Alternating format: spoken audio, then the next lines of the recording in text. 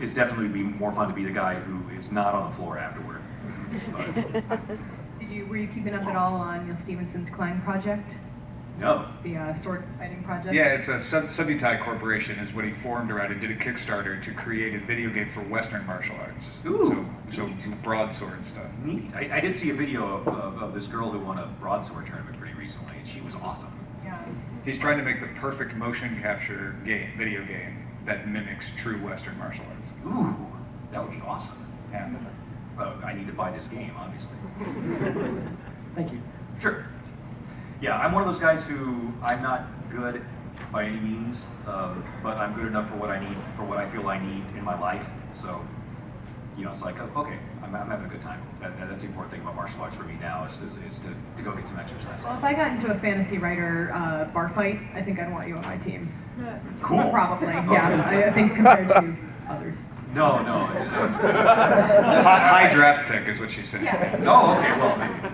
Yeah, I remember talking to a science fiction writer, and he was about 85, and he was a ninth dan black belt in Aikido. Wow. And yeah, he was an astrophysicist, and I cornered him to talk about martial arts and zero gravity.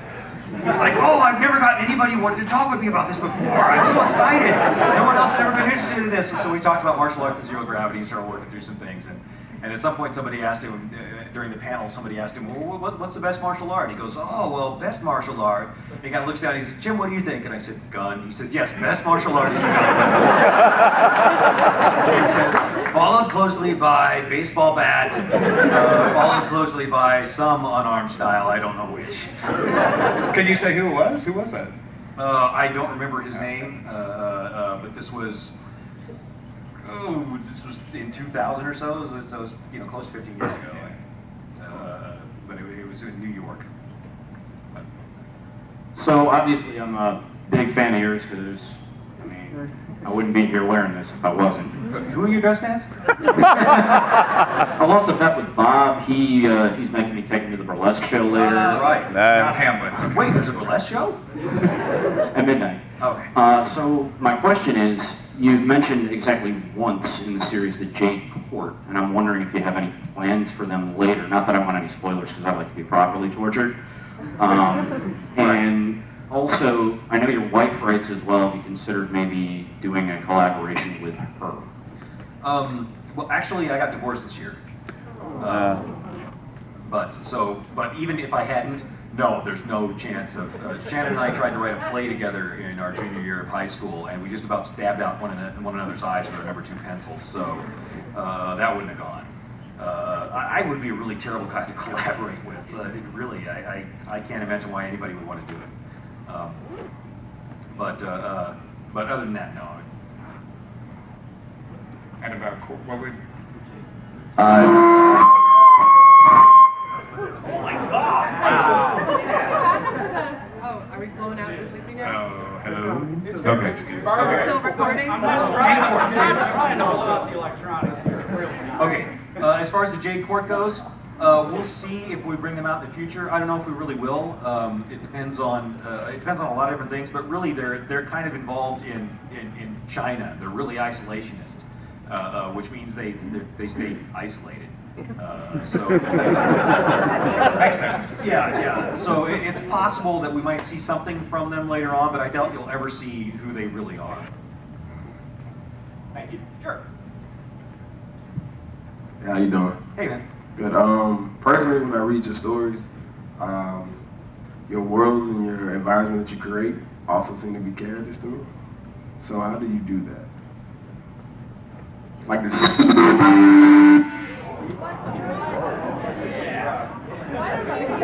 Here, come over here. Check. Yeah. We need to record it, so if you can say it into the microphone. All right, cool.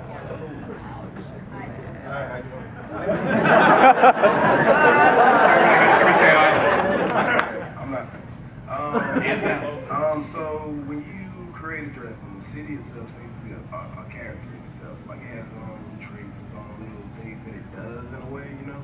And it's very important for me when I read the story that the world itself has character. So you do that very well. How do you do that? A lot of that is. Yeah. lot of that is just digging into the history of the place and getting in and just trying to learn what you can about it. And doing that, the best way to do that is to go there and start digging into the local books that are written by the local people who actually live there. I mean, the internet is like a really useful tool, but it's not the best one. By all means, the absolute best tool is people who are there who know the place. So, you know, when I started, you know, eventually at some point in my books, I finally started being able to make contact with people who actually lived in Chicago. And I'd be able to say, hey, I need to know, you know, this particular piece of information about Chicago. What can you tell me about it? And I would get answers of, okay, well, I know about this because I went to school here, and this was part of the university, and they can tell me all about that part of town. Or I drive by that place on my way to work every morning. Let me take my phone with me, and I'll get a bunch of pictures for you, and stuff like that. So it's about you looking at the place and then trying to decide for yourself what it means, and then trying to infuse that into the story. But really, I think it happens all by itself if you dig into the history enough, and if you bring that history into the story. Sure. You originally, I guess this one is on. You originally picked Kansas City, right? And then your instructor talked you out of it? Yeah, originally it was going to be set in KC, and my instructor told me, no, you can't do that. And I said, why not? She's just like, well, you're already writing a supernatural investigative character. You're already walking hard enough on Laurel Hamilton's toes that you don't need to set your book in Missouri. So find someplace else to set it. And I'm like, okay, where? She's like, anywhere, just not Missouri.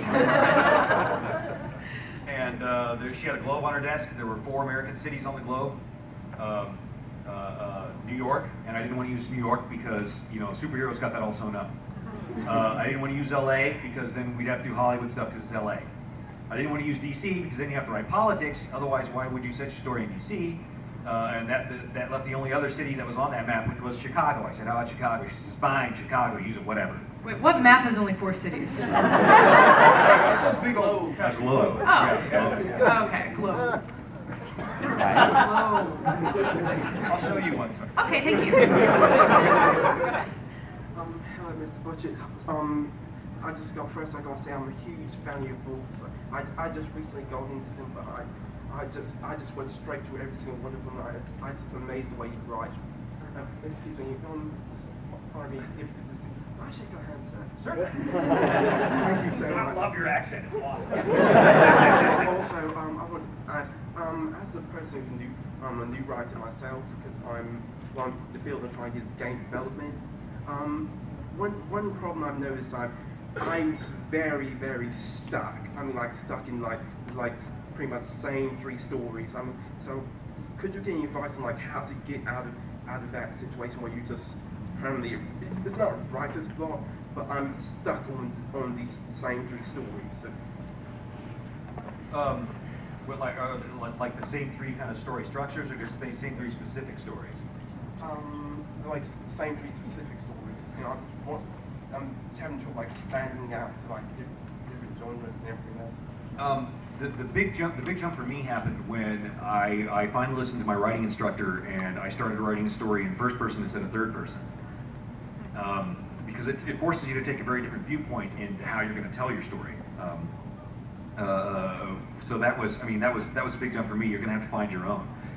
You might have to. What I would consider is, I think probably what really made that difference for me was being forced to design this character that was very different from any of the central characters that I'd used before. And Harry Dresden, when I was designing him, he felt completely awkward and awful and artificial as I was putting him together, because I was putting him together out of defiance from my writing teacher. It's a long story. I wasn't very bright. But being able, but by doing it, I mean, it kind of moved me out of my comfort zone, because I had only written Swords and Horses fantasy before that, and it was pretty much the same Swords and Horses fantasy story over and over. So you might give that a shot. Try writing something that is out of your genre, that is out of your comfort zone, and see if that knocks anything loose. Because that was what really made the huge difference for me. Thank you so much, Ms. Butcher. Sure. Thank you. I'm actually going to try that, because I have also had the problem of getting stuck in stories, and I think it is because I've been writing in third person. So maybe I'm going to try that too. Should he pick a fight in an online forum and get And take a foolish bet? Yeah. What kind of moron would do that? No. I already made the new bet that you have to write an urban fantasy chef story. The urban fantasy chef? Yes. Actually, I did have an idea for an urban fantasy chef, but he's a ghoul, so. Nice. Well, for the Dresden, it's an acquired. It's actually not for the Dresden Files. It's for the spin-off series of the Dresden Files that I might do one day. So. All right, so we have one more question. Well, two more because I'm going to be greedy since I'm at the end of the line. All right. Part one, Veronica, you might want to cover yours. There's a minor spoiler alert here. Oh, crap. Where on earth, Mr. Booker, did the Santa Claus beatdown scene come from?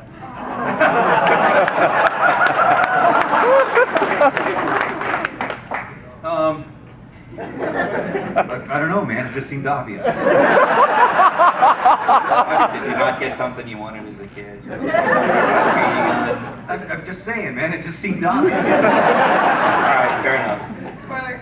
Done. Yeah, done with spoilers. And I was wondering if perhaps you could give us 10, 15, 30 paragraphs about the next book, the release date. Okay, the next book was due this morning. It's not quite there yet. It's mostly done. I'll have it turned in. I'll have it turned in the next couple of weeks. But the next book is called Skin Game. In it, you can actually. I've read the first 4 chapters online. You can look it up on YouTube. I probably wouldn't have chosen to have them out there because those were the very first rough drafts. But somebody videotaped me and YouTubed it. So be it. But the basic premise of the story is Mab, who owes a debt, loans Harry Dresden out to pay back her debt to Nicodemus Arcleon, who is knocking over a vault which belongs to Hades. And Dresden is part of his crew. Nice. And it's a crew of bad people. Of bad people. And Dresden is naturally somewhat outraged about this and says, you know that this guy is gonna stab me in the back just as soon as he possibly can. And Mab's like, well, of course he is.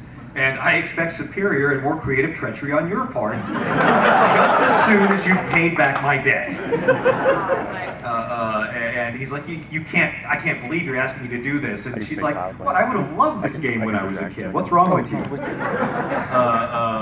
And by the way, if you do it, then I'll let that thing in your head that's going to kill you get removed.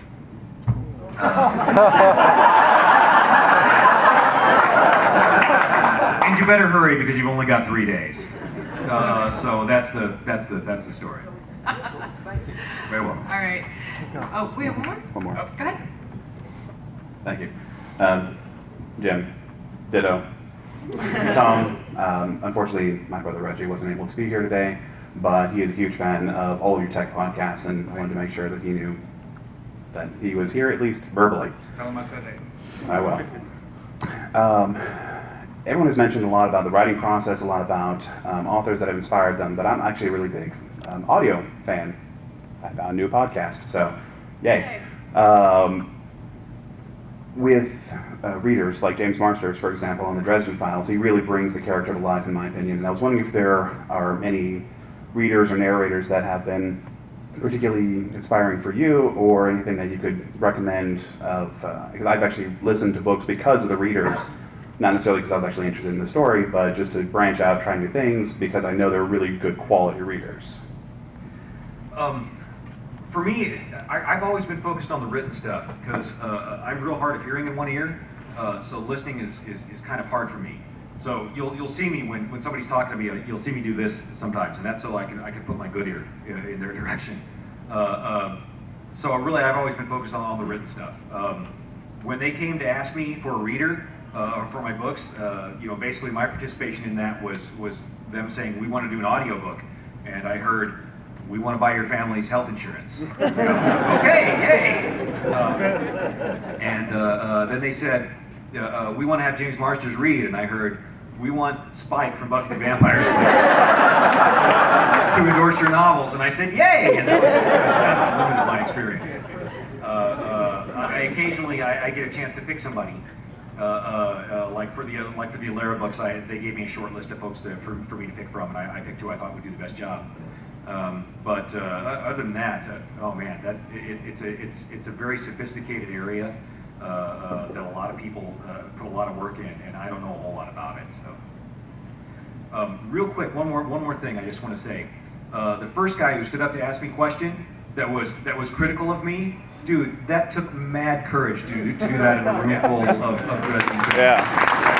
Props to you for doing that. And seriously, it's a valid topic for discussion. I'd love to do it at some point. So. All right. Well, Jim Butcher, thank you very much for joining us here at DragonCon. We really appreciate it. Let's give him a round of applause.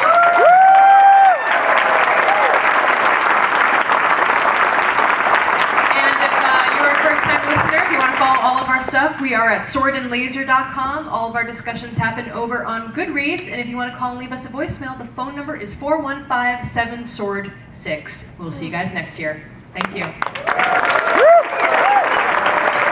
We've got some Sword and Laser bookmarks. If anybody wants them, they're free. Just come on up and take them. Endless lanyards. Yeah, and there's Sword and Laser t-shirts available in the Hilton across from the Grand Ballroom. Thank you.